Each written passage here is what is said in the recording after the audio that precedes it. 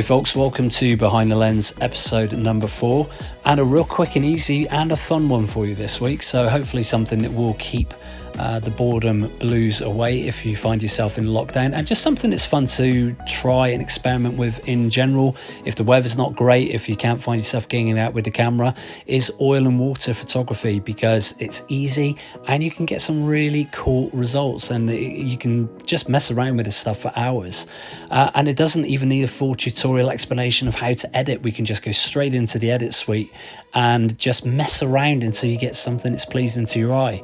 In terms of the actual shoot itself, again, just stuff that you've got around the house, so everyone should be able to get hold of. You need some cooking oil, any cooking oil will do. You need a glass bowl, any glass bowl with a clear bottom will do. You need water. I think hopefully in most of our lives we've got access to clean, fresh running water. And you need a spoon to stir the oil into the water. That's it. And in terms of the equipment itself, any camera will do. Any lens will do. I have done this with kit lenses in the past. I've done this with macro lenses in the past. For the purposes of this video, I've used my zoom lens.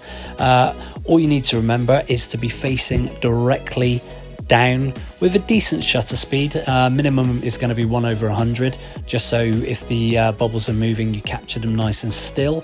And everything else really is depending on your light sources. I took this by a open window near the kitchen, so there was a nice normal natural light source, and then I tend to use something that's quite bright as the colored background. So I usually use an iPad or a laptop screen, something that's very backlit, but you can do this with cardboard. There's no rules to this. It's about experimenting and having fun. And as I say, when it comes to the editing, it's personal preference. You can probably see here that I tend to kind of go with kind of a universe, space kind of vibe, kind of theme running through the images that I produce. But there is no reason, no rhyme. It's purely whatever works for you, and that's where the fun comes in.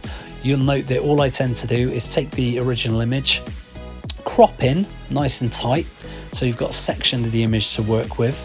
And then it's simply a case of just moving the sliders in your editing software till you find something that works for you.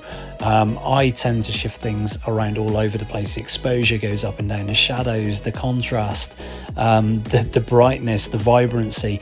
It will all change on every single image. There is no right, there is no wrong, there is just fun. So hopefully you've enjoyed this this very, very quick tutorial. I'll be back next week with something else that you can do at home in lockdown. Until then, take it easy.